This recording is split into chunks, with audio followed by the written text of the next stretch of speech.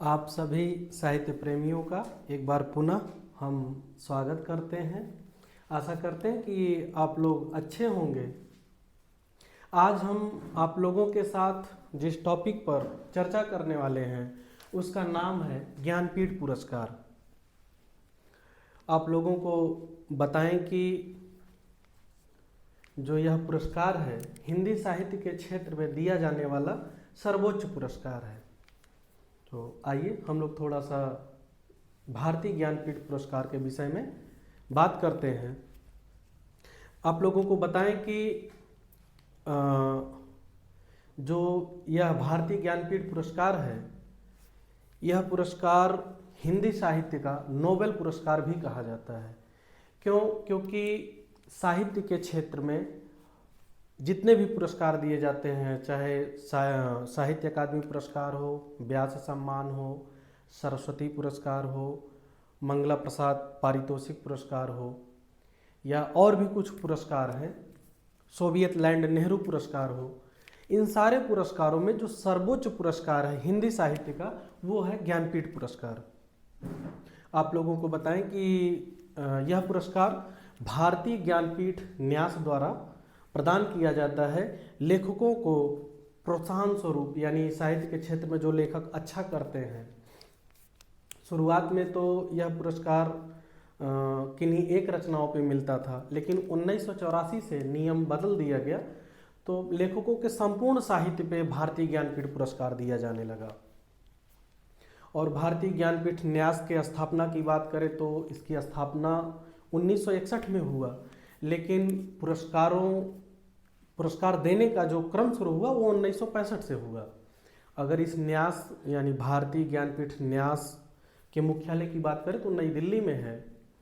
और जब 1965 से यह पुरस्कार लेखकों को दिया जाने लगा तो उस समय जो प्रोत्साहन राशि थी वो 1 लाख रुपए थी, लेकिन वर्तमान में उसको बढ़ा करके 11 लाख रुपए कर दिया गया है।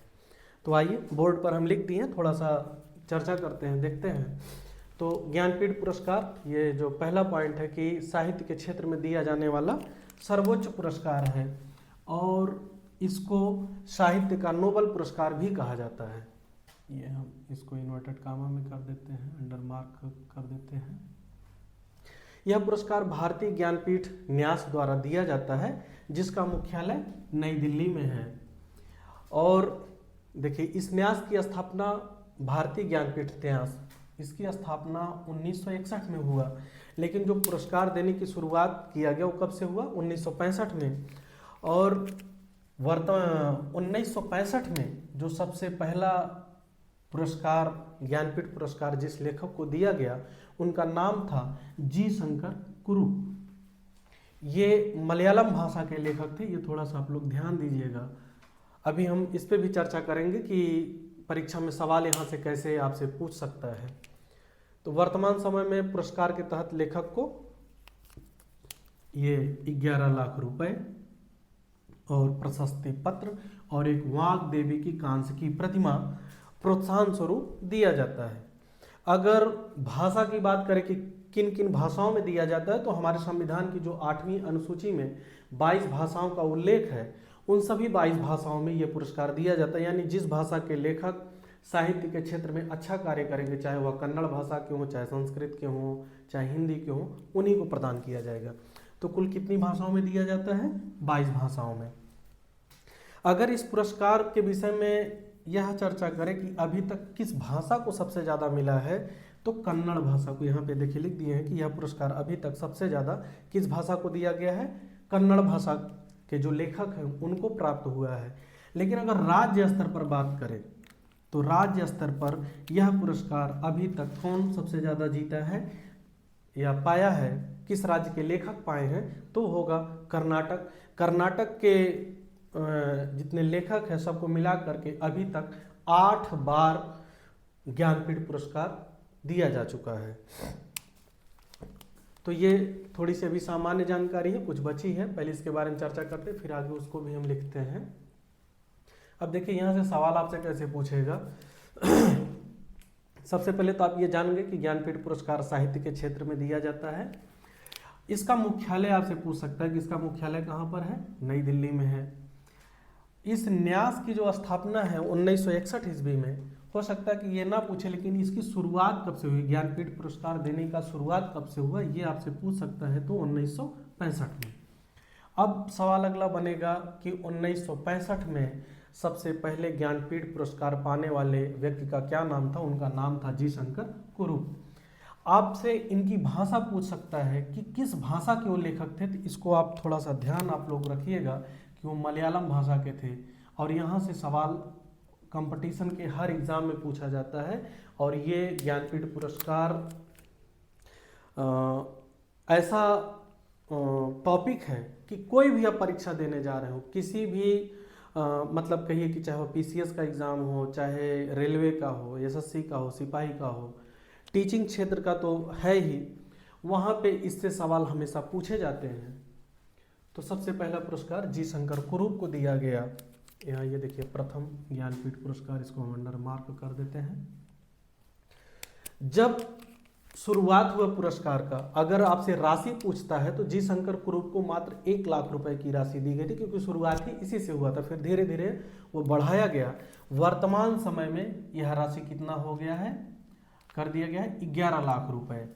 तो संविधान की राशि हो सकता है कि आपसे ना पूछे, क्योंकि ये हमेशा चेंज होता रहता है। तो अगर आप पढ़िएगा तो करंट देखते रहिएगा कि कहीं फिर कुछ तो बदला तो नहीं है, राशि बढ़ाई तो नहीं गई है। वर्तमान समय में फिलहाल 11 लाख रुपए है। आपसे यहाँ से सवाल ऐसे पूछ सकता है कि इस पुरस्कार के तहत लेखक को दिया क्या क्या जाता है। तो ये कुछ नगद राशि, एक प्रशस्ति पत्र और वाग्देवी की कांस्य की प्रतिमा, 3 चीजें दी जाती हैं प्रोत्साहन स्वरूप। तो ये तीनों आप याद रखिएगा। हो सकता है कि चौथा ऑप्शन बना करके आपसे कहे कि मतलब इनमें से क्या नहीं दिया जाता है, तो आप ये तीनों को याद रखिएगा, तभी चौथा वाला आप जान पाएंगे। तो और यहाँ पे हम बात किए कि ये 22 भाषाओं में दिया जाता है।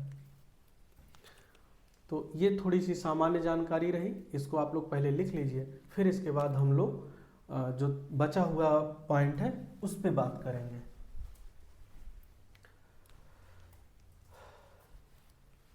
तो चलिए हम लोग आगे के पॉइंट पे चर्चा करते हैं।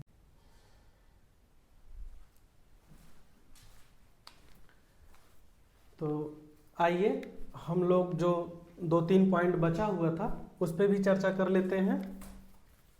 देखिए ये जो पहला पॉइंट है यह मोस्ट इम्पॉर्टेंट है, इसको आप लोग याद रखिएगा। कोई भी परीक्षा आप देने जाइएगा तो थोड़ा सा करंट, इसके विषय में करंट देख लीजिएगा, क्योंकि हो सकता है कि यह चेंज होते रहते हैं। हम अध्यक्ष के विषय में बात करने वाले हैं। तो वर्तमान समय में भारतीय ज्ञानपीठ न्यास की जो अध्यक्ष हैं उनका नाम है श्रीमती प्रतिभा राय। अगर आप हाल फिलहाल में कोई कंपटीशन का एग्ज़ाम देने जा रहे हैं तो आप इस नाम को याद रख सकते हैं। लेकिन अगर 4-6 महीना 1 साल बाद अगर आप कोई कंपटीशन का एग्ज़ाम देने जा रहे हैं तो उस समय आप करंट के अध्यक्ष कौन है थोड़ा सा आप लोग चेक कर लीजिएगा। हो सकता है कि अगर ये बदल जाएंगी, कोई और आ जाएगा तो आपको पता हो जाएगा। तो वर्तमान समय की बात करते हैं तो भारतीय ज्ञानपीठ न्यास की अध्यक्ष कौन है, श्रीमती प्रतिभा राय है। दूसरा जो पॉइंट है ये भी बड़ा इंपॉर्टेंट है कि ये जो नाम आप देख रहे हैं लिखा हुआ है आशापूर्णा देवी। आशापूर्णा देवी 1976 ईस्वी में ज्ञानपीठ पुरस्कार जीतने वाली कौन सी महिला थी, प्रथम महिला। ये देखिए हम इसको गोला कर देते हैं, प्रथम महिला थी, यानी आशापूर्णा देवी। अगर आपसे परीक्षा में सवाल पूछा जाए तो कुछ इस प्रकार पूछा जाएगा कि ज्ञानपीठ पुरस्कार जीतने वाली प्रथम महिला कौन थी, तो आप नाम बताइएगा आशापूर्णा देवी। ये देखिए तीसरे नंबर पर है 1984 से यह पुरस्कार लेखकों को उनके समग्र साहित्य के लिए दिया जाने लगा। यानी 1965 से जब शुरू हुआ तब से लेकर के 1983 तक किसी विशेष रचना पे दे दिया जाता था। अभी वो भी हम आपको जब अभी लेखक के विषय में चर्चा करेंगे तो आपको बताते हैं। आप देखेंगे कि जैसे सुमित्रा नंदन पंत को या महादेवी वर्मा जी को कैसे किस रचना पे मिला। फिर उसके बाद 1984 से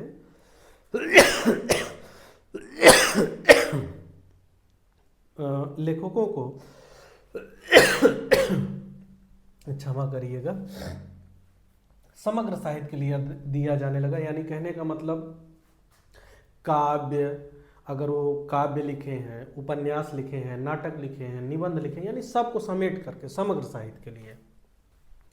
अभी हाल फिलहाल की अगर हम बात करें तो जो अभी हाल फिलहाल में ज्ञानपीठ पुरस्कार दिया गया है वो दिया गया है 2023 में जगत गुरु रामभद्राचार्य को और गुलजार साहब को 2023 में प्रदान किया गया। अभी इसके बाद ज्ञानपीठ पुरस्कार की घोषणा नहीं हुई है, जब भी होगा तो हम आपको जरूर आप तक पहुंचाएंगे कि किसको दिया गया है। अगर इन दोनों लोगों के भाषा की बात करें तो जगत गुरु रामभद्राचार्य संस्कृत भाषा के हैं और गुलजार साहब उर्दू भाषा के हैं।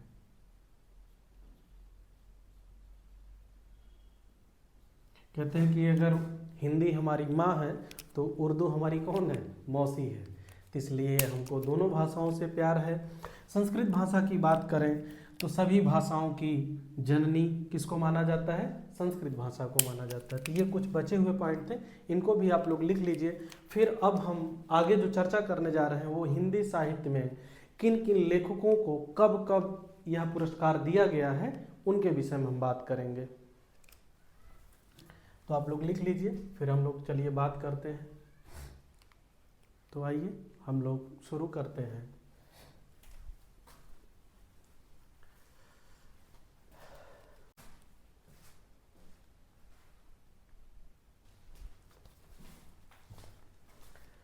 तो मेरे प्यारे भाइयों और मेरी प्यारी बहनों, आइए अब हम लोग बात करते हैं कि किन किन लेखकों को हिंदी साहित्य में महत्वपूर्ण योगदान देने के लिए इस पुरस्कार से नवाजा गया है। तो अगर हम बात करते हैं तो अभी तक सब मिलाकर के 10 लेखकों को भारतीय ज्ञानपीठ पुरस्कार हिंदी साहित्य के क्षेत्र में महत्वपूर्ण योगदान देने के लिए दिया गया है। तो आइए अब हम लोग इन नामों पर चर्चा करते हैं। यहाँ पे देखिए हम 4 नामों को लिखे हैं और यहाँ पर 6 नामों को लिखे हैं। आप लोगों को बताएं कि अभी जब हम पॉइंट वाइज चर्चा कर रहे थे तो आप लोगों को हम बताएं कि 1984 से यह पुरस्कार पहले तो मतलब कहिए कि एक रचना पर, किसी विशेष रचना पर दे दिया जाता था, लेकिन जब 1984 से नियम चेंज किया गया तो संपूर्ण साहित्य पर दिया जाने लगा। और इसको अभी आप यहाँ पर देखेंगे भी तो ये क्रम है संपूर्ण साहित्य पर पाने वालों का और ये है विशेष रचना पर पाने वाले लेखकों का नाम। तो इसमें जो सबसे पहला नाम आता है वो आता है सुमित्रा नंदन पंत जी का। इनको 1968 ईस्वी में चिदम्बरा, जो इनकी काव्य संग्रह है चिदम्बरा, पर भारतीय ज्ञानपीठ पुरस्कार दिया गया। यानी हिंदी साहित्य के जो पहले लेखक हुए वो सुमित्रा नंदन पंत हुए, इनको भारतीय ज्ञानपीठ पुरस्कार मिला। इनके बारे में आप लोगों को 2-4 लाइन बताते हैं, उसके बाद आगे के कवियों पे हम चर्चा करते हैं। तो सुमित्रा नंदन पंत के विषय में आपको बताएं कि छायावाद युग के प्रधान स्तंभों में से एक नाम जो निकल करके आता है वो पंत जी का है। पंत जी को प्रकृति का सुकुमार कवि कहा जाता है। अपने विषय में बताते हुए सुमित्रा नंदन पंत जी बताते हैं कि इनका जन्म उत्तराखंड के वर्तमान समय में जो उत्तराखंड राज्य है, पहले वो कभी उत्तर प्रदेश का हिस्सा हुआ करता था, अभी तो 9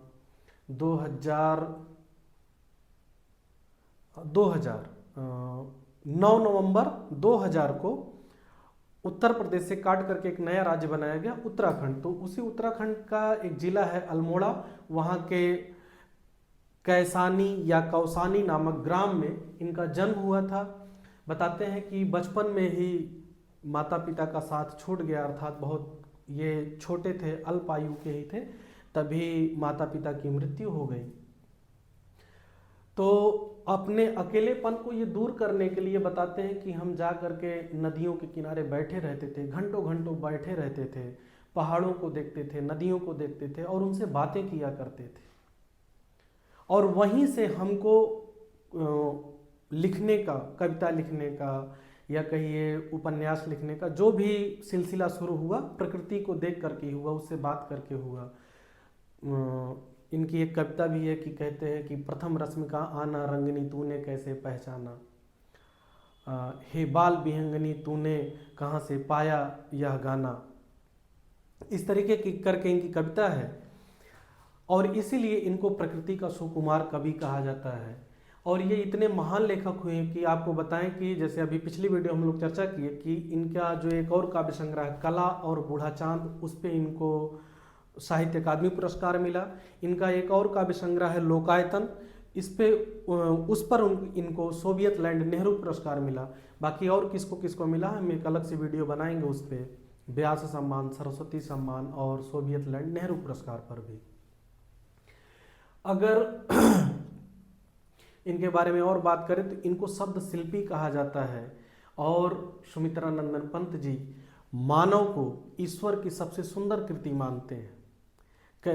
इनकी लाइनें हैं कि बताते हैं आप लोगों की, कहते हैं कि सुंदर है विहग सुमन है सुंदर, मानव तुम सबसे सुंदरतम।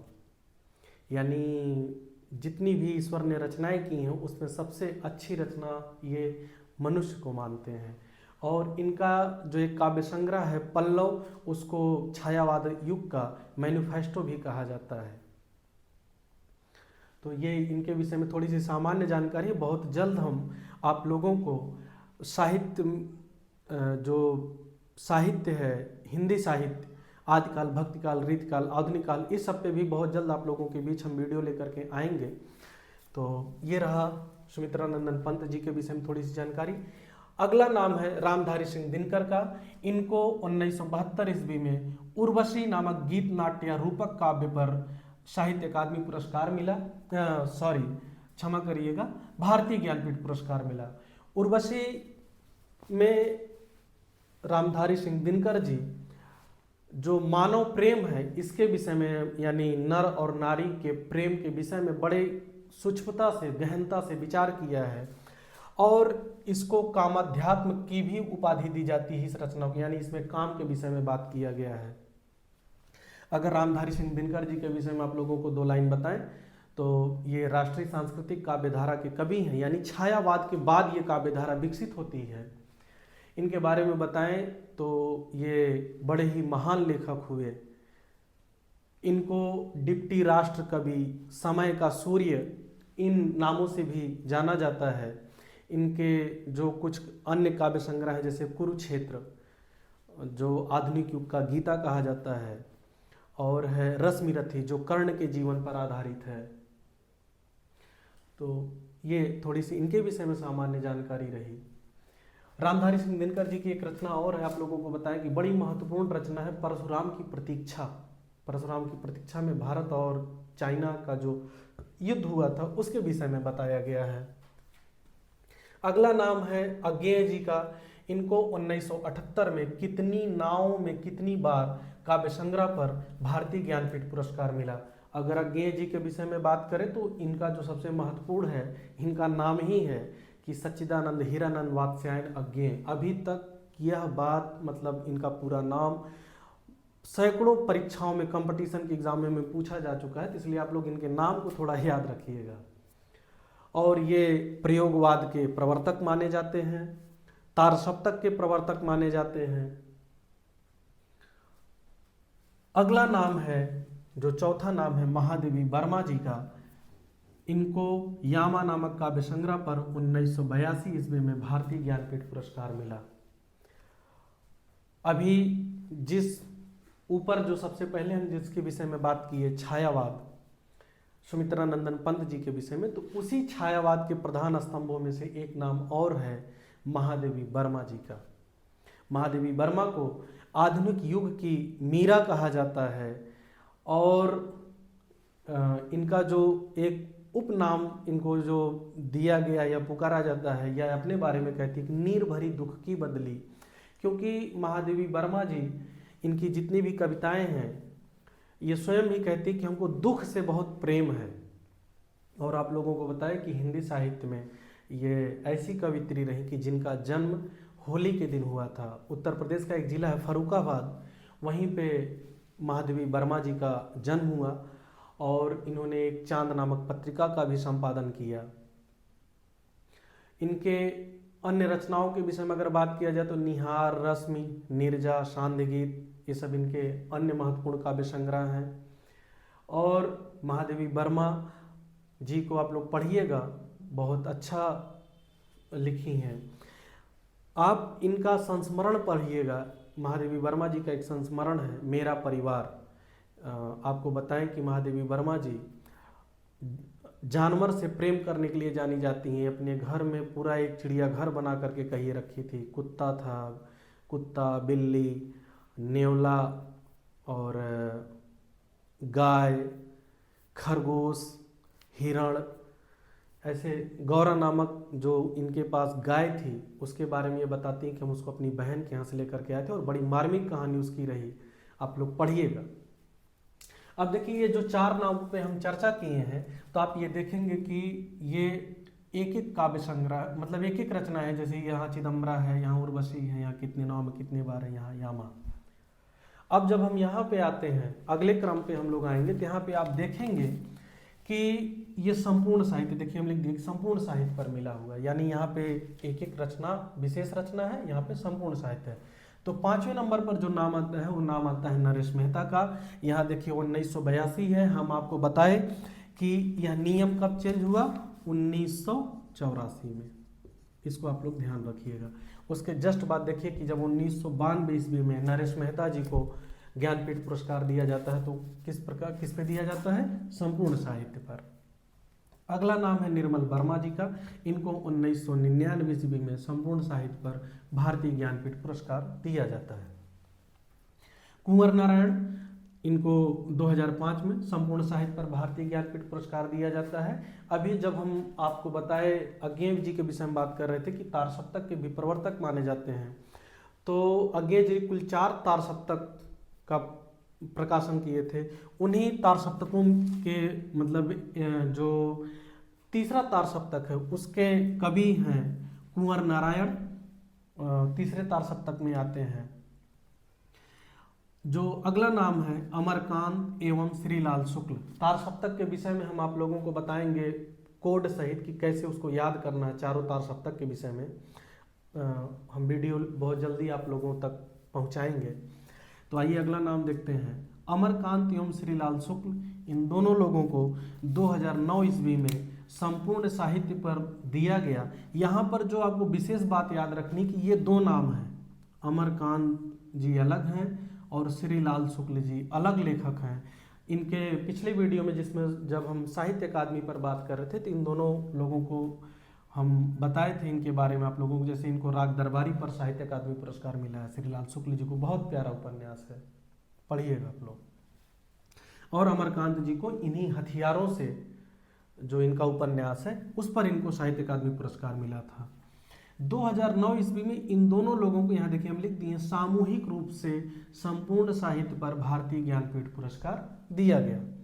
अगला नाम जो आता है वो नाम है केदारनाथ सिंह का। ये भी तृतीय तार सप्तक के कवि हैं और 2013 में इनको संपूर्ण साहित्य पर साहित्य अकादमी पुरस्कार प्रदान किया गया। अगला नाम आता है हिंदी साहित्य की लेखिका हैं कृष्णा सोबती। कृष्णा सोबती जी अनेक उपन्यासों को लिखी हैं। इनको साहित्य अकादमी पुरस्कार भी मिला है। 2017 में इनको संपूर्ण साहित्य पर भारतीय ज्ञानपीठ पुरस्कार दिया गया। यानी हिंदी साहित्य की दुनिया में जो अभी तक अंतिम, अगर आज तक की बात करें तो अंतिम भारतीय ज्ञानपीठ पुरस्कार जो प्राप्त हुआ है वह कृष्णा सोबती जी को प्राप्त हुआ है। अब आगे जब पुरस्कार की घोषणा होगी, किस भाषा के लेखक को किसको दिया जाएगा, ये तो अभी भविष्य के गर्त में है। तो ये कुछ महत्वपूर्ण जो नाम था इस पे हम चर्चा की आप लोगों के साथ। इन 10 लेखकों के बारे में हम आपको बता दिए। तो वीडियो ये कैसा लगा, हमारी मेहनत कैसी लगी, कमेंट करके ज़रूर बताइएगा। आज के लिए बस इतना ही। हम मिलते हैं अगली वीडियो में नए टॉपिक के साथ आप लोगों से। तब तक के लिए आप लोगों से गुजारिश है, जो हर बार करते हैं, कि थोड़ा सा हमको सपोर्ट करिए। मिलते हैं अगली वीडियो में हम आप लोगों से, तब तक के लिए धन्यवाद।